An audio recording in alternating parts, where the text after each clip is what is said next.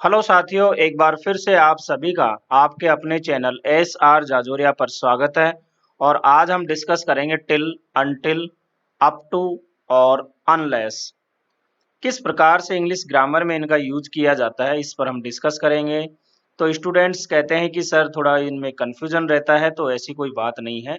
आप इस वीडियो को देखिए, एंड तक देखिए, आपके सभी डाउट, सभी कन्फ्यूजन दूर हो जाएंगे।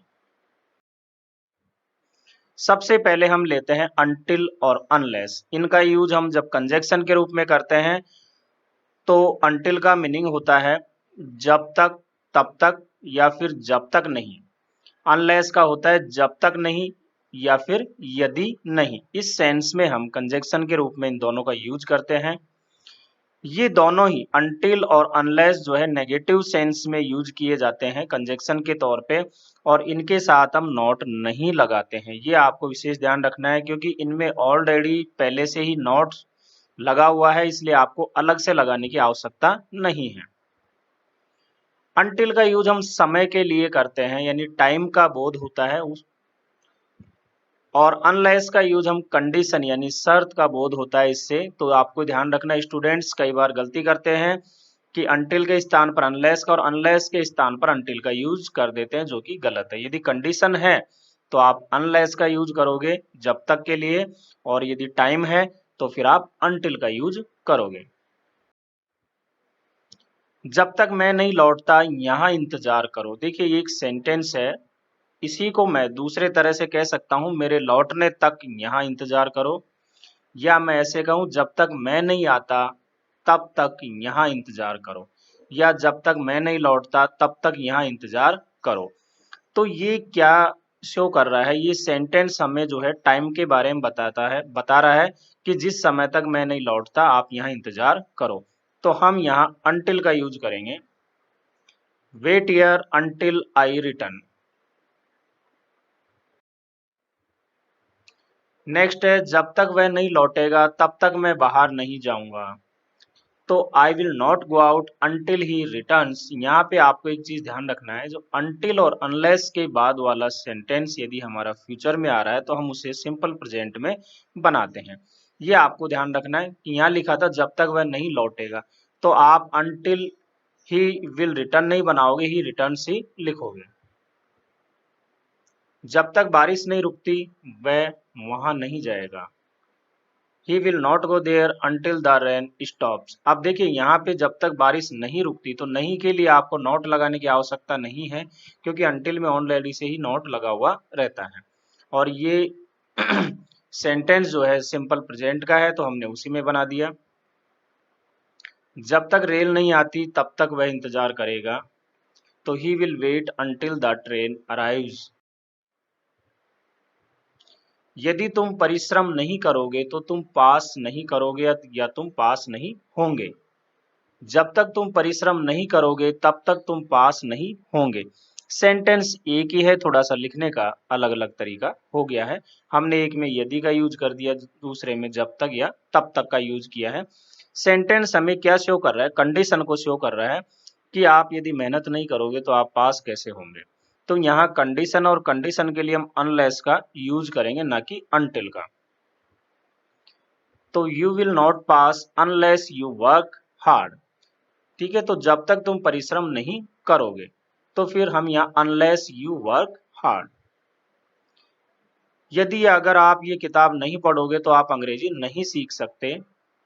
तो unless you read this book you won't able to learn English. तो यहाँ पे अनलेस हमने बनाया इस सेंटेंस के बिहाफ में, यदि अगर के सेंस में हमने, और यहाँ नॉट नहीं लगाया क्योंकि अनलेस में ऑलरेडी नॉट लगा होता है, यदि आप ये किताब नहीं पढ़ोगे। तो ये हमने जो है सिंपल प्रेजेंट में बनाया है, क्योंकि ये फ्यूचर में है तो भी हमें सिंपल प्रेजेंट में ही बनाना है जब हम अनलेस और अनटिल का यूज करते हैं तब। नेक्स्ट है, यदि तुम परिश्रम नहीं करोगे तो सफल नहीं होंगे। Unless you work hard you can't be successful. जब तक आप मेरी मदद नहीं करोगे तब तक मैं ये कार्य पूरा नहीं कर सकता। तो unless you help me I can't finish this work. तो ये सभी सेंटेंस क्या है? कंडीशन को शो कर रहे हैं, तो हमें अनलेस का यूज करना है विदाउट नॉट के। यदि तुम परिश्रम नहीं करोगे तो सफल नहीं होंगे। अब इस सेंटेंस को मैंने दोबारा लिया है, तो देखिए क्यों लिया है मैंने दोबारा। अनलेस का जब हमने यूज किया तो unless you work hard you can't be successful, लेकिन इस सेंटेंस को हम इफ के द्वारा भी बना सकते हैं। जब यही सेंटेंस यदि हम इफ के द्वारा बनाते हैं तो फिर हमें इसको नेगेटिव देना पड़ेगा, क्योंकि अनलेस में तो ऑलरेडी नॉट होता है। लेकिन यदि हम इफ का यूज करते हैं तो फिर आपको ये सेंटेंस नेगेटिव बनाना पड़ेगा। तो if you do not work hard you can't be successful. अब दोनों में क्या अंतर है, दोनों एक ही मीनिंग दे रहे हैं।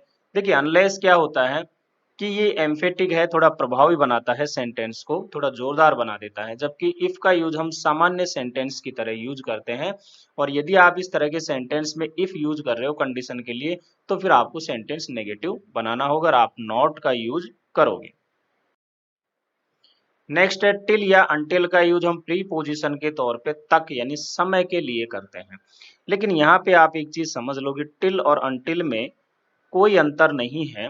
टिल के स्थान पे आप अंटिल का प्रीपोजिशन के तौर पे और अंटिल के स्थान पे आप टिल का यूज कर सकते हो। लेकिन वास्तव में हम इंग्लिश ग्रामर के बारे में अध्ययन कर रहे हैं तो हमें जानना आवश्यक है, क्योंकि अंटिल का यूज हम रिटर्न में यानी इंग्लिश ग्रामर के तौर पे ज्यादा यूज किया जाता है, जबकि टिल का यूज हम इनफॉर्मल रूप से स्पोकन इंग्लिश में इसका यूज ज्यादा करते हैं। तो जब रिटर्न की बात आती है तो हम अंटिल का यूज ज्यादा करते हैं और टिल का यूज एक तरह से स्पोकन में ज्यादा किया जाता है। बस ये डिफरेंस है, ये आपको ध्यान रखना है। वह ऑफिस में 11 AM से 2 PM तक कार्य करता है। ये हम कहे ऑफिस में सुबह 11 बजे से दोपहर 2 बजे तक कार्य करता है। तो जो एंडिंग टाइम होता है उससे पहले हम टिल या अनटिल का यूज करते हैं। तो he works in the office from 11 AM till या अनटिल 2 PM। अब यहाँ देखिए हमने फ्रॉम यानी स्टार्टिंग जो समय होता है इसके लिए फ्रॉम का यूज करते हैं और एंडिंग टाइम के लिए आप टिल या अनटिल का यूज कर सकते हो। इसके स्थान पे मैंने यहाँ टू लिखा है, तो प्रीपोजिशन टू का भी यूज एंडिंग टाइम के लिए किया जाता है। लेकिन अभी हम डिस्कस कर रहे हैं टिल और अनटिल के बारे में, इसलिए हमने यहाँ टिल या अनटिल लगाया। तो बात वही है कि टिल और अनटिल में क्या डिफरेंस है। टिल का यूज हम स्पोकन में यूज ज्यादा करते हैं, जबकि अनटिल का रिटर्न में यूज किया जाता है। वह सुबह तक नहीं आया, तो he did not come till या अनटिल मॉर्निंग। मैं रात्रि 9 बजे तक पढ़ता हूँ। आई रीड टिल या अनटिल 9 PM। तो देखिए ये समय के लिए तक के सेंस में यूज हो रहा है और हम टिल और अनटिल का यूज अभी प्रीपोजिशन के रूप में देख रहे हैं। नेक्स्ट है वह सोमवार तक वहां था, तो ही वॉज देयर टिल या अनटिल मंडे। हमने मध्य रात्रि तक शतरंज खेला। We played chess until midnight. मध्य रात्रि तक मैं यहाँ रुकूंगा। I will stay here until midnight. तो इस प्रकार से आप सेंटेंस बना सकते हो, बहुत ही आसान है टिल या अनटिल का यूज करके। लेकिन फिर भी मैं आपसे कहूँ कि यदि रिटर्न की बात हो रही है, इंग्लिश ग्रामर की बात हो रही है, तो आप अनटिल का यूज ज्यादा से ज्यादा करें, क्योंकि टिल तो क्या है, एक अनटिल का शॉर्ट फॉर्म है, यूं समझ लीजिए आप। और इसका यूज जो है हम सामान्यतः स्पोकन में इनफॉर्मल रूप से करते हैं। अप टू का भी तक के लिए किया जाता है। इसका यूज हम दूरी, स्थान और समय यानी डिस्टेंस, प्लेस और टाइम इनके सेंस में इसका यूज किया जाता है। मैं अपने भाई के साथ जयपुर तक गया, तो यहाँ स्थान की बात हो रही है, प्लेस की कहाँ तक, जयपुर तक गया, तो आप अप टू का यूज करोगे। I went with my brother up to Jaipur. आप यहाँ टिल और अनटिल का यूज नहीं करोगे, ये आपको ध्यान रखना है। वह 3 किलोमीटर तक दौड़ा, तो यहाँ डिस्टेंस की बात हो रही है, तो ही रैन अप टू 3 km यानी किलोमीटर्स। तो आप यहाँ ये भी ध्यान रखोगे कि डिस्टेंस के लिए भी आप टिल और अनटिल का यूज नहीं करोगे, तक के सेंस में केवल अप टू का ही यूज करोगे। वह 5 बजे तक पढ़ेगा, तो he will read up to 5। अब देखिए यहाँ पे एक चीज है, जब फ्यूचर में ये पॉइंट ऑफ टाइम यानी निश्चित समय की बात होती है तब हम अप टू का भी यूज कर सकते हैं। तो वह 5 बजे तक पढ़ेगा, तो he will read up to 5। मैं 6 बजे तक काम करूंगा, तो I will work up to 6। इस तरह से आप जो है फ्यूचर के जो सेंटेंस है और ये पॉइंट ऑफ टाइम एक निश्चित समय को संकेत कर रहे हैं, तो आप अप टू का यूज कर सकते हैं यहाँ पे। कुछ और एग्जाम्पल ले। The taxi can take up to 5 people, यानी ये यहाँ पे एक क्वांटिटी या हम कहें नंबर की बात हो रही है। और जब क्वांटिटी और नंबर की बात होती है तो हम टिल या अनटिल का यूज नहीं करके अप टू का यूज करते हैं कि इस टैक्सी में 5 लोगों की बैठने की कैपेसिटी हम या कहें या ये टैक्सी 5 लोगों को ही ले जा सकती है। तो सेंस में तक के लिए हम अप टू का यूज करेंगे क्योंकि यहाँ क्वांटिटी या नंबर की बात हो रही है यानी 5 पीपल। तो the taxi can take up to 5 people. एक और एग्जांपल है इसी तरह का, the theatre can hold up to 200 people, यानी जो थिएटर है हमारा उसकी जो कैपेसिटी है वो 200 लोगों तक की है कि 200 लोग तक उसमें बैठ सकते हैं या उसमें 200 लोग तक आ सकते हैं। तो इस सेंस में हमने यहाँ अप टू का यूज किया जब हम क्वांटिटी की बात करते हैं या नंबर की बात करते हैं तक के लिए, तब हम अप टू का यूज करते हैं। अब इसमें एक्सरसाइज है, इसके आंसर आपको डिस्क्रिप्शन में मिल जाएंगे। यदि आप दवा नहीं खाएंगे तो आप अच्छे नहीं हो सकते। यदि वह जयपुर नहीं जाएगा तो हवा महल नहीं देख सकेगा। जब तक तुम वापस नहीं आओगे तब तक मैं यहाँ इंतजार करूंगा। वह आगरा तक जाएगा, लखन 10 बजे तक सोएगा। तो उम्मीद है दोस्तों आपको ये वीडियो पसंद आया होगा। मैंने आपके डाउट क्लियर करने के प्रयास किए हैं। तो इस वीडियो को ज़्यादा से ज़्यादा लाइक करें, अपने साथियों में, अपने दोस्तों में, अपने पीयर ग्रुप में इसको शेयर करें और मेरे इस चैनल को सब्सक्राइब करें।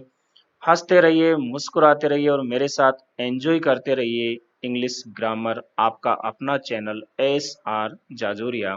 Thank you.